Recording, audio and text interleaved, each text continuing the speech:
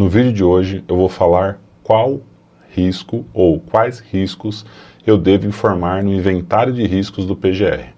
Então fica ligado depois da vinheta que eu já volto.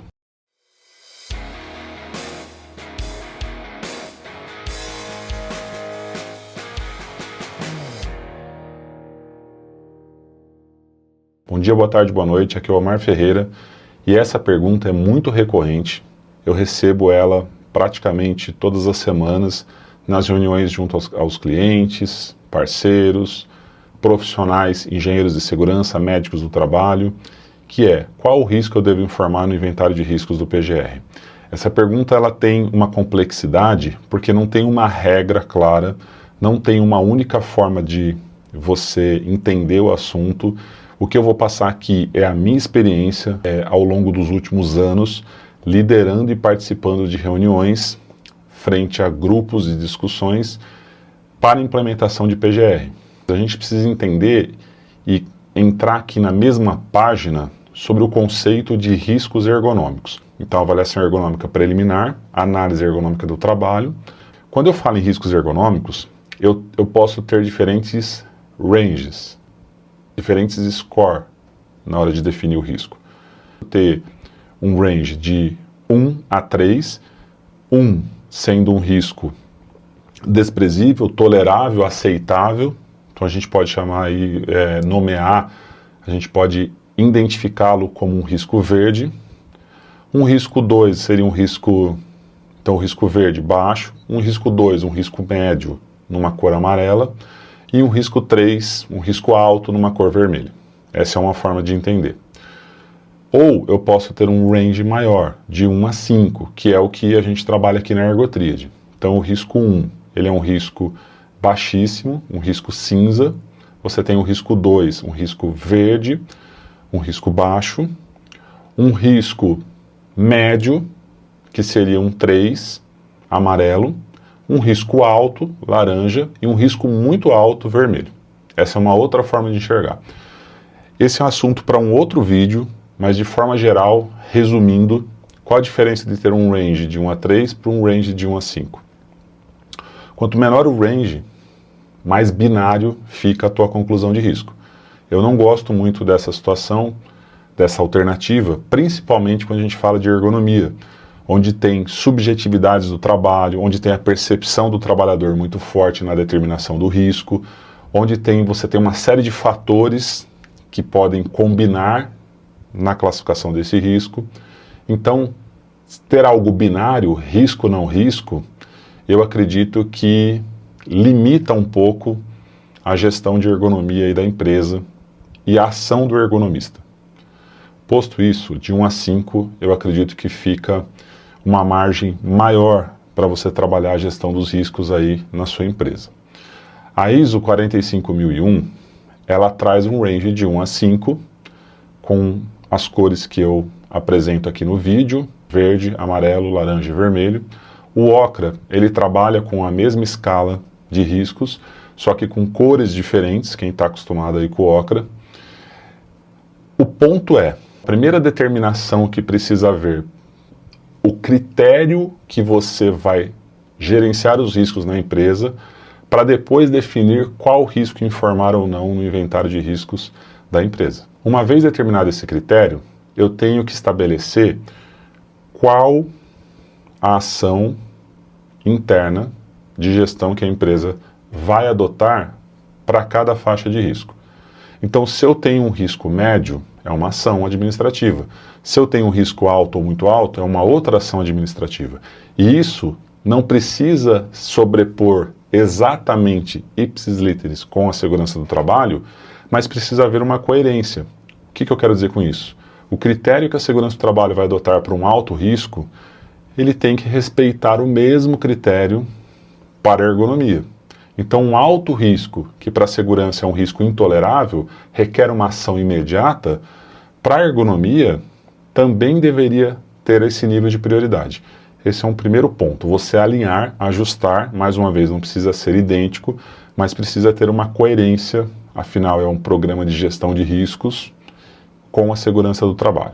Então eu já defini o range, eu já defini os critérios, eu vou escrever e formalizar esses critérios dentro de um procedimento de riscos interno na empresa. Qual a tratativa para cada faixa de risco? Esse é um outro ponto importante. E aí você vai ter uma nomenclatura para esses riscos. Então eu defini o range de 1 a 5, eu defini uma tabela de cores ali para facilitar, eu vou usar uma matriz de risco, eu vou usar o Ponder Risk, enfim, eu vou deixar o link aqui do Ponder Risk, que é o método que eu desenvolvi, que nós utilizamos ao longo dos anos, para você poder baixar. Mas voltando aqui, uma vez feito isso, você tem uma definição para esses riscos. Então, por exemplo, o Couto utiliza uma nomenclatura que o risco 1, muito baixo, ele chama de ação técnica normal. É natural do corpo humano a execução de determinada atividade, não traz agravo nenhum. É o risco cinza, a faixa de risco cinza. O segundo nível, que seria o risco 2, ele chama de improvável, mas possível. Então seria aquele risco baixo.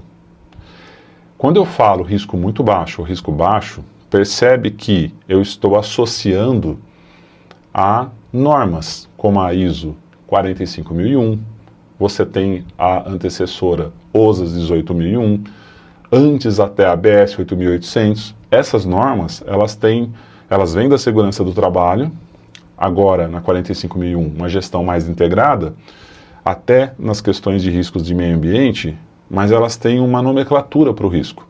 Existe um risco, mesmo que numa faixa desprezível, onde as probabilidades de ocorrência, a consequência, a gravidade e a severidade daquele risco está controlado, mas ele é um risco muito baixo, ele é um risco baixo, essa é uma forma de entender. Agora, se eu utilizar a nomenclatura do Couto, ação técnica normal, improvável mais possível, a terceira faixa ele chama de desconforto, dificuldade ou fadiga, que a gente ali colocou numa cor, numa etiqueta amarela. Começa nesse entendimento a ser considerado risco a partir do laranja, risco ergonômico, e o vermelho, alto risco ergonômico. Mas o próprio Hudson, ele associa essa nomenclatura ao risco muito baixo, risco médio, risco e alto risco. Ele faz essa associação com as normas de segurança. Em qual desses níveis eu devo informar, eu devo inventariar no meu PGR? Muitas empresas, muitos profissionais entendem que apenas o 4º e 5º nível, que seria o risco e alto risco, deve ser informado, desprezando o risco verde e amarelo, por exemplo. Não vou nem falar do risco cinza ali, que é uma ação técnica normal, conforme eu expliquei aqui. Qual que é o problema que eu vejo nessa decisão, nesse critério?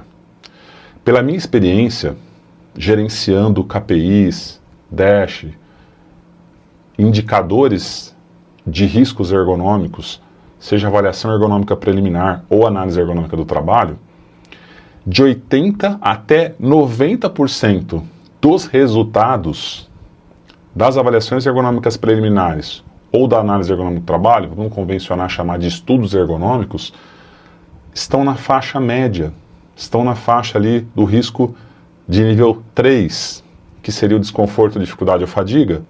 E aí, quando você decide não informar o amarelo, inicia-se a informar ou não a partir do 4º e 5º nível, o que eu entendo?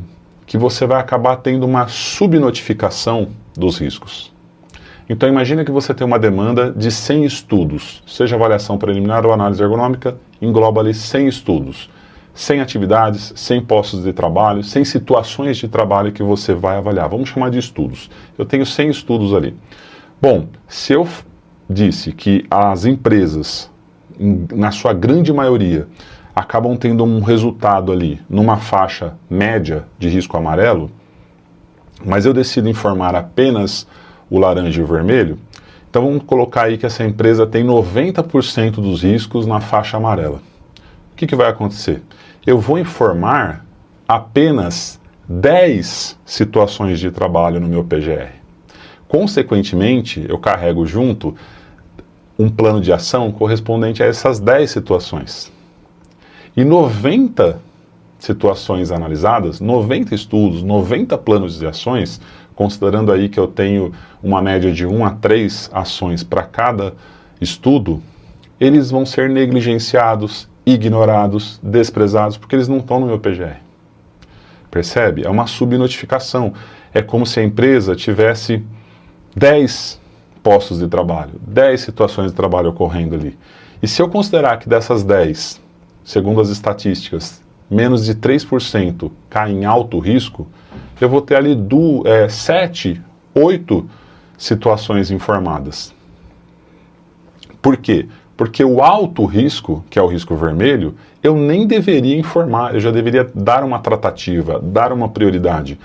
No meu entendimento, se eu tenho que retirar um risco dessa notificação, dessa informação, desse inventário, seria o risco vermelho, o 5, grau 5, porque esse, primeiro, ele representa menos de 3% dos riscos da empresa, e eu já devo dar uma tratativa, devo dar prioridade de acordo com as diretrizes da empresa, alinhado com a segurança do trabalho, eu já devo resolver. Então não deveria nem informar, porque eu já vou dar uma tratativa imediata. Outro ponto importante, o risco na faixa 3, média, amarelo, para muitos não é considerado risco, é desconforto, dificuldade ou fadiga, e ok, realmente é. Porém, existe uma associação, quando eu cruzo isso com a segurança do trabalho, com uma matriz de risco, que ele representa um risco médio. A questão é, ele tem um potencial para evoluir para um risco. Ele não é um risco. Ele tem potencial para se tornar um risco. Ele tem potencial para sair de uma faixa 3 para uma 4. E ele não vai ter essa prioridade dentro do PGR porque ele não vai nem existir no PGR, uma vez que eu decidi que eu não vou informá-lo. Teoricamente, a ANR, seja 1 ou a 17, no inventário de riscos, você deve informar todos, até os riscos controlados. Talvez o cinza ali, não. Mas o risco verde mostra que a coisa está ok, controlada, está sob controle. Então, é algo positivo que você está informando. Agora, se você resolve informar só riscos altos, de uma certa forma você está demonstrando que a sua planta, ela só tem risco alto. É um outro entendimento. Um assunto para um próximo vídeo é quando o médico do trabalho, ele tem que definir o critério do que ele vai informar como risco ergonômico dentro do PCMSO, no ASO dele lá, em qual faixa dessas que eu estou discutindo. Não precisa ser o mesmo critério que eu vou informar o risco no inventário. Eu posso ter um critério que eu informo a partir do risco 3, amarelo, mas que eu só considero pro PCMSO e pro ASO risco na faixa 4, que é o risco ergonômico, laranja, por exemplo. Isso vai depender muito das diretrizes e da formalização com que eu vou tratar isso dentro da empresa, sempre envolvendo as áreas de saúde, de segurança e, no caso aqui, da ergonomia, se ela não for já integrada dentro de saúde e segurança. É um critério que tem que ser decidido com muito cuidado. Eu não vejo como uma saída excluir os riscos médios, excluir o desconforto, dificuldade e fadiga, se você chama assim, porque vai acarretar uma série de situações que eu trouxe aqui para a gente refletir. Então, o que você pensa a respeito? Deixa aqui na área de comentários qual é o teu entendimento, qual a tua argumentação, por que você discorda de mim, por que você acredita que o que eu estou falando aqui faz sentido. A ideia do vídeo aqui é promover essa discussão, não tem uma receita de bolo. Eu oriento os meus clientes não cair nessa subnotificação, informar sim os riscos, seja desconforto, dificuldade e fadiga, não considerando o risco. Seja você que considera um risco médio, que você informe que essas ações sejam tratadas, que você impeça que esse risco evolua, cresça, suba e que você consiga tratá-los dentro da sua gestão aí do seu inventário de riscos. Legal? Espero que vocês tenham gostado desse vídeo. É um assunto extenso. Talvez eu possa trazer aqui uma continuidade desse vídeo. Escreve aqui na área de comentários. Não deixe de curtir, compartilhar. Isso ajuda muito no crescimento do canal. Um grande abraço e até a próxima. Valeu!